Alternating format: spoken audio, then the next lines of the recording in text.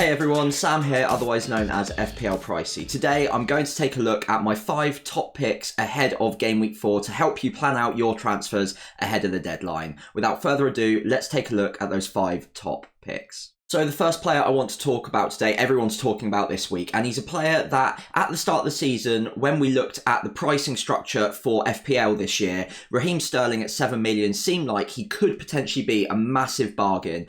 Massively downgraded in price this year, obviously only got 10 attacking returns across the entire season in 22-23, so he underperformed massively, but it looks like he's back to his razor-sharp best at the moment. Pochettino seems to be getting the very best out of him once again. He's enjoying his football. In his own words, he's more obsessed with football again this season, and it looks like he's more happy to run at defenders, try and break those lines, and against Luton that really paid dividends. Obviously, his first goal against Luton was an absolutely world-class goal, swerving in and out of three or four players, and then burying it in the bottom left corner as well. That is classic, quintessential Raheem Sterling, and it's great to see him back to his best. Chelsea, it is important to note they won't play Luton every single week, so I don't expect him to be bagging 19-point returns every single week. But the fixtures ahead do still look really good, and there's plenty of time to hop on Chelsea assets whilst they've got this really decent run. So in the next few game weeks, they go up against Nottingham Forest, Bournemouth, Aston Villa at home is probably the hardest one in the next 5, then Fulham away, followed by Burnley away. Now, there are 3 away fixtures in there, but they're all pretty decent fixtures. The 3 away ones, Bournemouth, Fulham and Burnley, you'd expect goals in. They're against leaky defences, so I don't think that's too much trouble for a player like Raheem Sterling. Chelsea have got a solid base to be working with. Raheem Sterling looks like he's going to be pivotal to everything they're doing going forward at the moment, and I really like those fixtures coming up. 7 million is also really easy to get to across from the likes of an Arsenal midfielder or a Man United midfielder when they've got some less than positive fixtures coming around the corner. Chelsea, on the other hand, obviously, as I mentioned, some great fixtures coming. So that might be a downgrade you're considering making, and at 7 million, I think he is going to be great value for money. His ownership is rising quickly now, so I wouldn't be surprised to see it above 10% before the Game Week 4 deadline, but I still think that that's relatively differential for a player of his quality with the fixtures to come. There's plenty of benefit to be had by buying Raheem Sterling around about now. I'm not going to mention Nicholas Jackson today. I did mention him in my Game Week 3 watch list, so do go and check that out. Most of the points I made are still relevant. Obviously, he's now scored that goal against Luton, so he's up and running, and I do expect bigger and better things from him leading the line for Chelsea, but I don't want to repeat myself for a second week. So what we're going to do is take a look at the other Chelsea asset I'd consider bringing in. A lot of us already have Chilwell, and if we're looking at having one of Raheem Sterling or Nicholas Jackson, that probably only leaves us with 1 spot left. Now, Malo Gusto could be the answer to our problems there.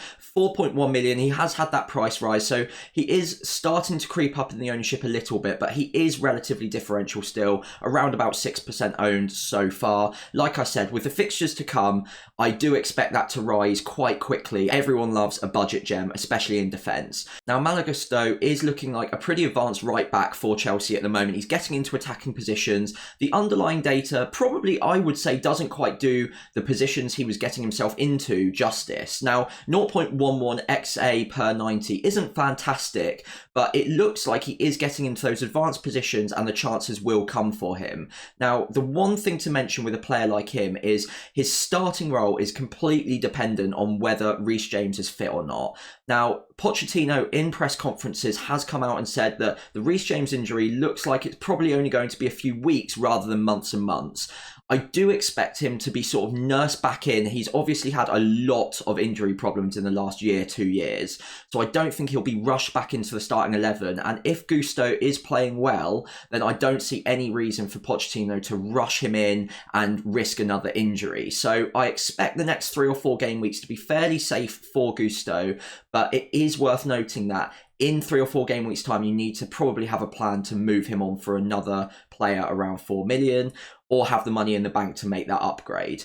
In the meantime, however, he is a budget enabler that I really like the look of, and as long as you've got that plan to hop back off of him, or you're not using all 3 Chelsea spots, then it's not going to be a massive issue in your team moving forward, and I'd completely condone anyone who wanted to make that switch to Gusto in the next few weeks. One player I'm highly considering as my personal transfer in game week 4 is James Maddison. So far, I've been really impressed with his ability to run the show for Tottenham in the opening 3 game weeks.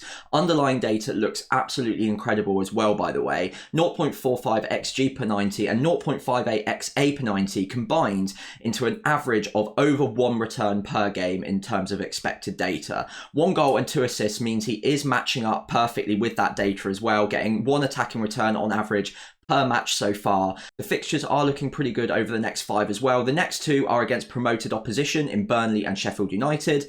Then Arsenal in the North London derby should be a hotly contested affair, and I expect James Maddison to be right bang up for it in that game as well. The best players always rise to the top in these sort of occasions, so I'm hoping that that is also a pretty decent game week for him. Then Liverpool at home. We've seen that Liverpool can be leaky at the back at the moment, and a player like Maddison should be pretty good at unlocking that defence. Then obviously Luton away in game week 8, the other promoted side, and they do look like a team that are shipping goals at the moment. In the next 5 weeks, I do expect plenty of joy for James Maddison, and if Spurs are scoring any goals, it's likely that he's going to have a part to play in them at the moment. Like I mentioned, he is at the centre of everything creative that Spurs do at the moment, and I do expect the goals and assists to flow for James Maddison over the next few game weeks. At 7.6 million, he's really easy to get to. Like I mentioned earlier with Raheem Sterling, there's plenty of players, especially the Arsenal and Man United assets. If you wanted to make that downgrade in terms of price and free up the funds, James Maddison could be the perfect opportunity to do so, especially right now ahead of 2 really good looking fixtures in the next 2 game weeks. The second Spurs player I really like the look of is Destiny Udogie. Now, he is a player that I brought in as a little bit of a punt in game week 1. At 4.5 million, I was happy to have him sat on my bench for the opening few fixtures. Now, that has actually been quite punishing for me. Watching him get a 5-pointer then a 12-pointer in the last 2 game weeks sat first on my bench was a little bit frustrating, but I am really happy to have him in my squad, and it's looking like a lot of managers are also clocking onto the fact that he could be really good value for money. He's just had his first price rise of the season up to 4.6 million right now, and I think he is still going to be great value for money at that price point, if not much higher up. Now, I think the reason he was priced so low is because most managers wouldn't really know for sure whether or not he was going to start week in, week out, but based on the way he's been performing in the opening few game weeks, I think it's fair to say that he's gotten rid of most of those doubts, and I think he looks pretty locked into that Spurs side for the foreseeable future.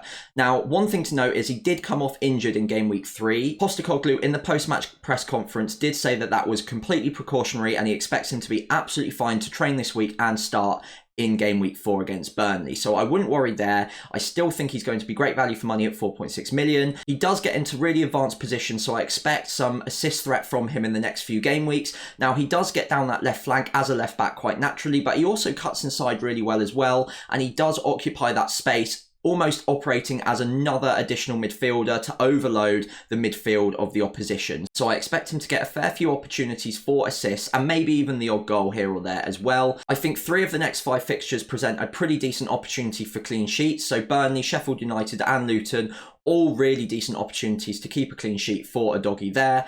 Obviously, game week 6 and 7, probably not looking at clean sheets against Arsenal or Liverpool, but I think at 4.6 million, you can afford to have him as your 11th/12th man rotating in and out. So just make sure that you've got a plan for game week 6 or 7 if you're looking at bringing him in, unless you think that he's got so much attacking threat that you don't mind having that much lower chance of a clean sheet because you think he'll get those points elsewhere in game week 6 and 7. However, for me, I think he's going to be a really good 12th man in my team. I plan on starting him in the next 2 game weeks and removing the likes of Saliba in game week 4, for example. And at 4.6 million, there's still plenty of time to hop on him before the masses clock on to the fact that he's going to be really good value for money. If you're looking for a real differential this week, Jarrod Bowen is probably the go-to man. Priced at 7 million and still only 5% owned, he's going to be a massive differential even up against Luton in game week 4. Now, if you're an aggressive manager who really likes targeting those fixtures, it doesn't really come much better than Luton at the moment. I do expect West Ham to have plenty of joy, create plenty of attacking opportunities for Jarrod Bowen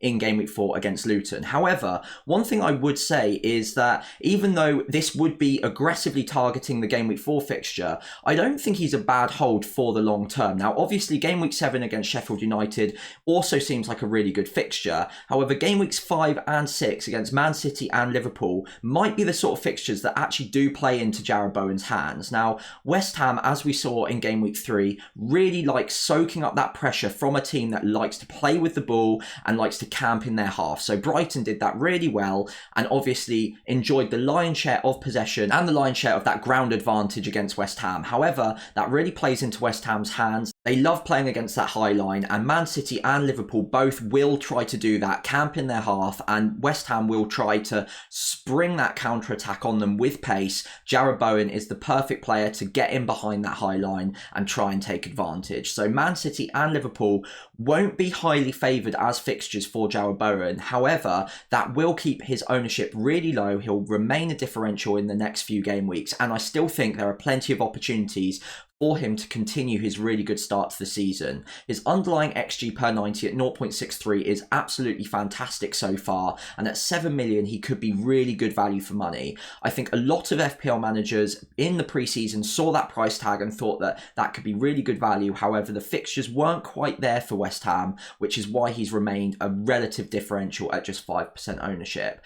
However, because of those fixtures coming, I still think he's going to be relatively owned for the next few game weeks. Any managers brave enough to take that punt now ahead of Luton away, and then those next 2 game weeks that look less than favourable but actually might not be as bad as they look on paper, could be due quite a few returns in the next few game weeks. And obviously, differential returns in FPL are like gold dust. We all love getting them. Jarrod Bowen at 7 million in midfield for West Ham could be one of those opportunities that you could cash in on if you're an aggressive manager and fancy that differential in your squad. So there you have it. Those are my 5 key players to target ahead of game week 4. Hopefully you enjoyed my watch list video today, and if you did, I'd really appreciate it if you could leave a like and subscribe to the channel so you don't miss out on any future content. In the meantime, I hope you have a good week, and I'll see you back for my team selection video later on in the week ahead of that game week 4 deadline.